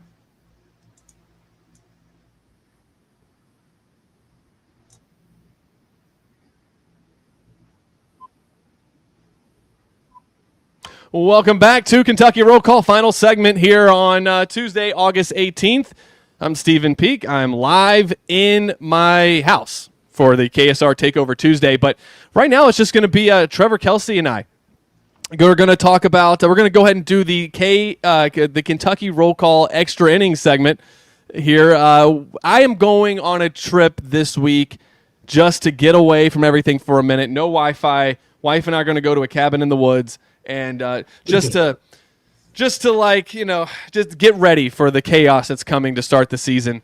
And did I have this effect on you since meeting you? You had to get away to a cabin. It's not. I promise, Trevor. It has nothing to do with you. It is. Things are about to get really crazy, and so we just want to get away for a minute. And so I asked Trevor if he could help me out, find me his top 5 movies to watch in a cabin. Now, a lot of people immediately turn to horror films, and that's obviously we're gonna watch one scary movie, but they don't have to be. Your wife's she likes horror films, doesn't she? Isn't she a fan of scary movies? Didn't you tell me? Yeah, she is. She likes them, yeah. So, we've thought Cabin in the Woods. That's right there. Really meta horror film. And then, go ahead. No, I'll say my mind also when you first asked me this. Like, yes, of course, initially I thought like horror films because you think Cabin in the Woods and scary stuff. But then my mind kind of looked like summer camp films, like being in a cabin, like I don't know, like Heavyweights or Camp Nowhere, Meatballs. I mean, even Friday the 13th, if you want to have a scary movie, that's in a camp. I didn't think that's a good one. Like summer camp type films that involve being in the woods. I mean, only one of them is a horror film. The rest are comedies, good comedies, depending on your taste, I guess. But I always thought Meatballs is a little underrated. And, of course, Heavyweights has kind of become a cult classic if you've never seen it. Maybe it's just that to us fat people. But, I think it still has its own holds up its own merit. It was actually written by Judd Apatow. One of the first, an early Ben Stiller film as well. So. And then Camp Nowhere was a cheese. Like, there's not enough good summer camp movies. Like, the 80s and 90s were, filled with summer camp movies. Like, what happened to the – That's a good question. Stop going to summer camps? I mean – Maybe that was part of it. I mean, we don't have them anymore. Like, when's the last time there was a good movie about, going to camp and having a blast? And, I mean, the 90s, we even had Salute Your Shorts on television. I mean, I guess Camp Nowhere, like I said, was kind of a cheesy movie. It's Christopher Lloyd. I think it had a young Jennifer Love Hewitt in it. I think a young Mila Kunis was even in it as well, if I remember right. About a bunch of kids who decide to take over a camp and pay for it themselves so they can do whatever they want. Like the child's dream of the 90s. Just having no supervision, just being able to, have marshmallow fights and stay up all night and do all the goofy stuff that, you realize. I guess now, Trevor, the dream for children at a summer camp would be they just get to scroll on TikTok for several hours uninterrupted. Watching so maybe that's what it is. Doom scrolling for 2 hours. Yeah. Maybe that's what it is. Somebody said The Strangers, Deliverance. I didn't think about Deliverance either. Deliverance is you've got a party mouth. Dead Betty squealed like a pig. The dueling banjos. You got what about top 5 like albums? What about albums to listen to? Oh man, I mean, to me, it's especially being in the woods. I think Pink Floyd, The Wall comes to mind. I love the double disc Pink Floyd, The Wall album. I'm a big Sublime guy, but that's not really. I don't know if that really goes to camp wise. Yeah, maybe a couple of them. Yeah, I mean, you kind of want to jam band stuff. Maybe I would think. I don't know how much. I feel like when I picture you sitting around the campfire, you want to listen to maybe some more jam band type of feel or psychedelic rock opposed to, reggae or hip hop or anything like that. But then again, that's just maybe me. It could be like some Tyler Childers. I think. Do you listen to any Childers? I'm not familiar with Childers. You're not wait. You've never heard of him, or like you don't know his songs? Really? I feel like Mike has dropped his name before because I kept confusing him with our former producer Matt Childress. That's so funny. I got Childress' name wrong a lot. But yeah, I'm going to send you. He's country, right? He is. Yes, he's country, but it's not like a lot of his songs don't end up on the radio for whatever reason. Sturgill Simpson and Tyler Childers. I'm gonna make you. Do you have a Apple Music, right? I normally do have. Yeah, I don't have it right now. I have to resubscribe. I'm going to make you a YouTube playlist of Sturgill Simpson and Tyler Childers. I will curate this playlist to songs that I think Trevor will like. I'll make it real easy. I'll do just a top 10. I might do 5 and 5 depending on how it goes. And you can just put it on one day. If you're still chilling in the pool, I promise you will like Sturgill Simpson and Tyler Childers. I never knew it would be 2026 from a guy like Peake that would get it'd be the first time in probably 30 years I got a mixtape from somebody. Would have mostly preferred to either be from a young lady, any young lady, someone with less hair on their legs. That's a given. But you know what? Beggars can't be choosers, I guess. I'll take a Stephen Peake. Did you do a mixtape for your wife before you got engaged? When's the last time you made a mixtape? Well, now you just do playlists. So, but yes, we did. We did. We're kids like, what the hell's a mixtape? We did. We could try to get real creative with it too. So we did this is when we were first. Weren't even dating yet. We were just talking, and we did a playlist where it was like describe your life in 10 songs, or like telling your life story in 10 songs. What you think, or what are like the 5 songs that. The 5 songs that describe you the most, and doing stuff like that. I'm really curious what you had on your list for that. I think we may not have lost Peake. Am I alone on KSR? Good Lord, this could be a disaster, ladies and gentlemen. Oh no! Lost me for a second. I want to look that up for you. I want to see if I still. 10 seconds. I was alone running a KSR podcast. I was like, this is I don't know, a nightmare or a dream. We need to add the Trevor Kelsey hour to the KSR YouTube channel. I think that would be good. I'm going to see if I actually have those playlists saved still. It would be interesting to know what I threw up on there. I'm wondering what I would put, like songs that describe me.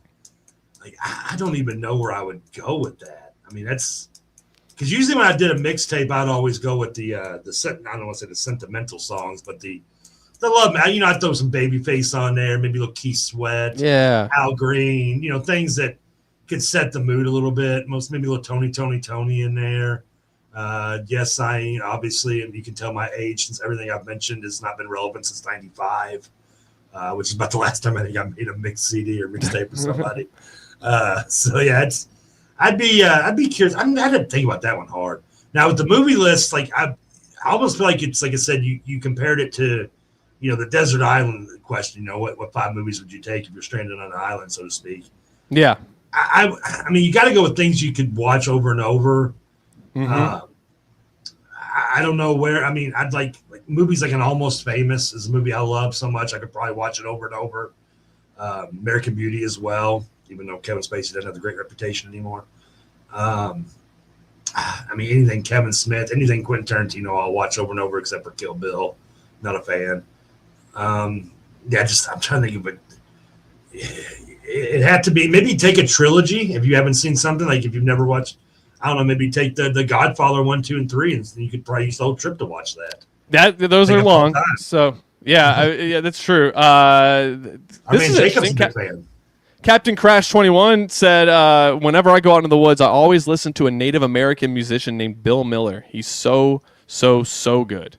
That's something different. I'm gonna add that to my Spotify right now. Anybody else got any suggestions? Get into the Game Day Men's Health text line. Ohio guy says, "What movie trilogy did Trevor do on Sunday?"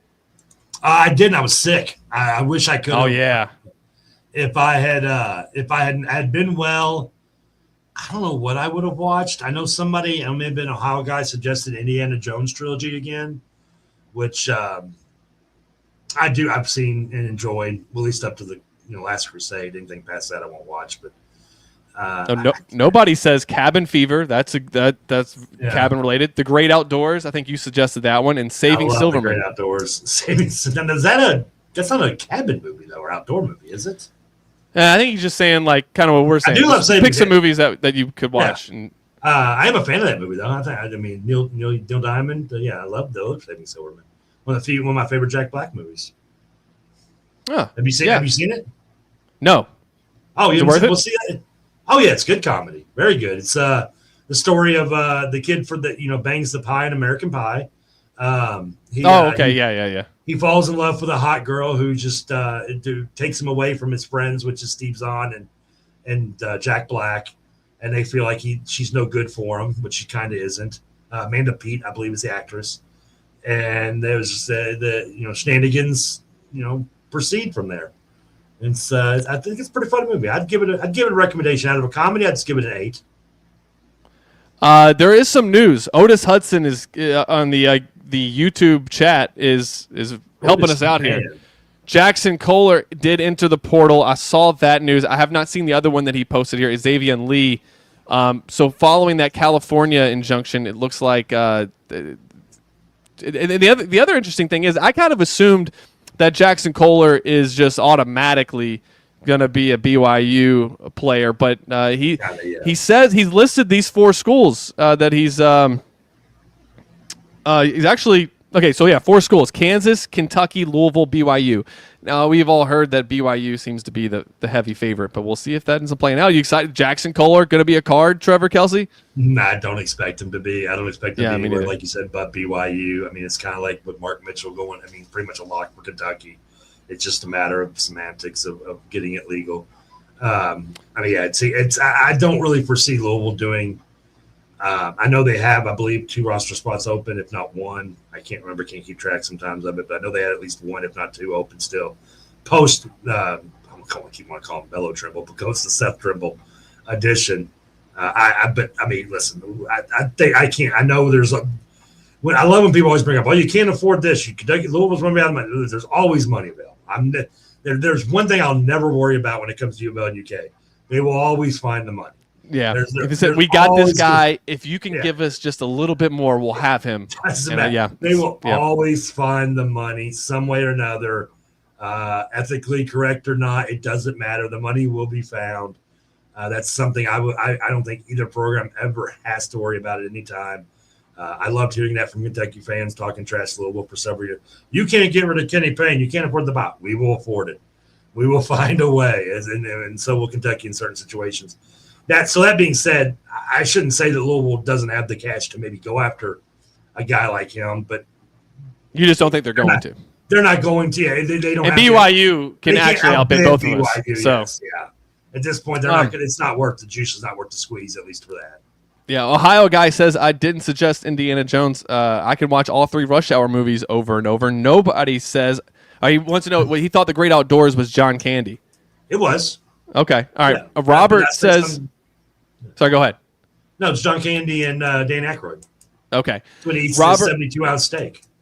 Robert says you could listen to Cabin Fever by Wiz Khalifa. There you go. There's one. We can add one song to the playlist there. I don't know. When I'm picturing sitting around a bonfire, I'm listening to like Cat Stevens or I don't know. I'm like mostly like folk music. I don't know. I just can't picture myself listening to even Tupac sitting around like hit 'em up. You know, it's like who wants another s'more? That's why I bleeped your wife. Hit him up. It's like, okay. Captain Crash says, look up the Bill Miller cover of Folsom Prison Blues from an album called Reservation Road. It will blow your mind. And Kentucky even gets a shout out right before he actually goes into the song. There you go. So Trevor Kelsey, what I want to do to close up the show every day, we're going to learn something. So I found a study. This is actually sports related. And actually, as I step out of frame here on the KSR YouTube stream, well, it's okay. I'm just looking at your Emmy anyway behind your shoulder.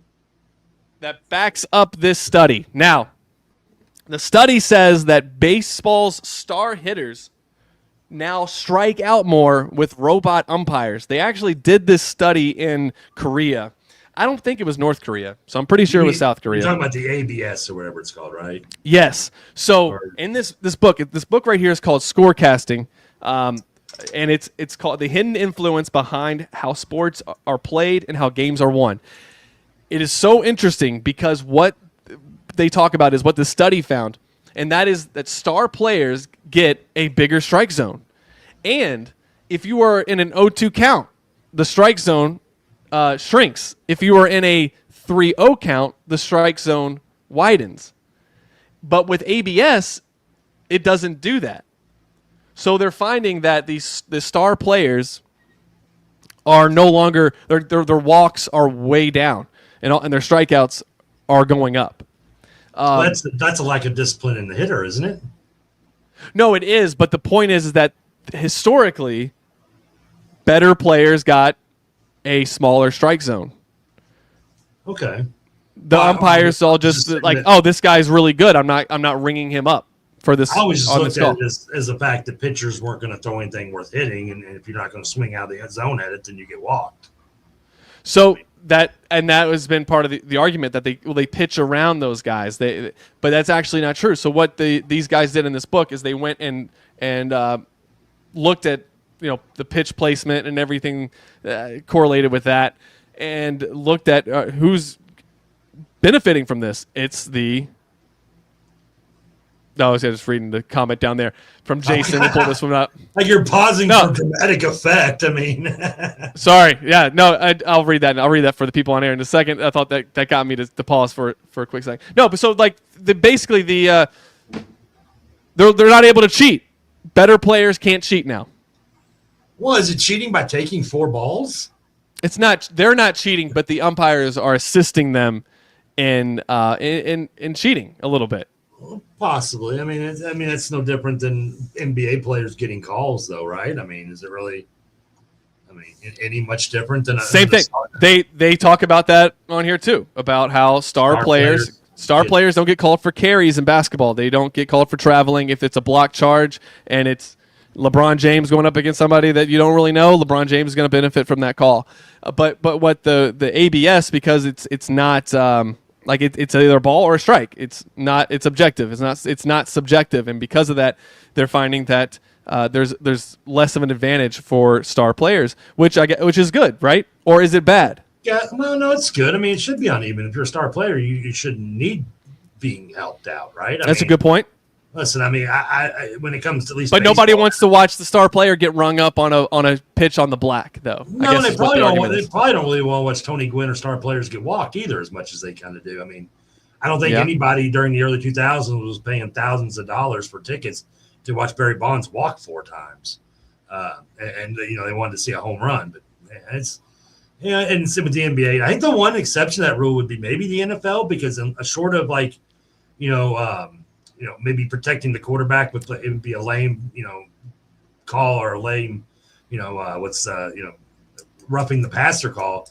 pretty much for the most part, it's pretty evenly repped, I would think, good or bad, maybe depending on your perspective, I guess. Kev 386. Oh, we want to pull this back up. This is Jason. Yeah, what did that say? So, Jason, we are aware that during the breaks we are live on KSR YouTube, but we will say anything because it's YouTube and we can get away with it. I'll say it on the show. Yeah, say it right now. Yeah, he's referring to when I watched The Ring. I was completely fried, and I'll never forget. Me and my buddy over in Norburn and the Projects of St. Matthews. The Projects of St. Matthews. The Projects of St. Matthews, where we lived, right across the tracks in the hood of St. Matthews. I remember getting The Ring, renting it from the video store I worked at. The mean streets of Shelbyville Road. This is going to be the dumbest movie ever. It's a videotape that kills people. Can you please? I mean, I think we smoked extra more just to think we could enjoy it, and all it did was end up make me just freak out. I was like, I'm not turning the TV off again. Like it really freaked me out. So wait, so you thought like, we're gonna smoke because then I'll actually enjoy this stupid movie? Yeah, I was like, this movie's gonna be. And then you got paranoid. Oh, I got overly paranoid. Did like how much in your head were you?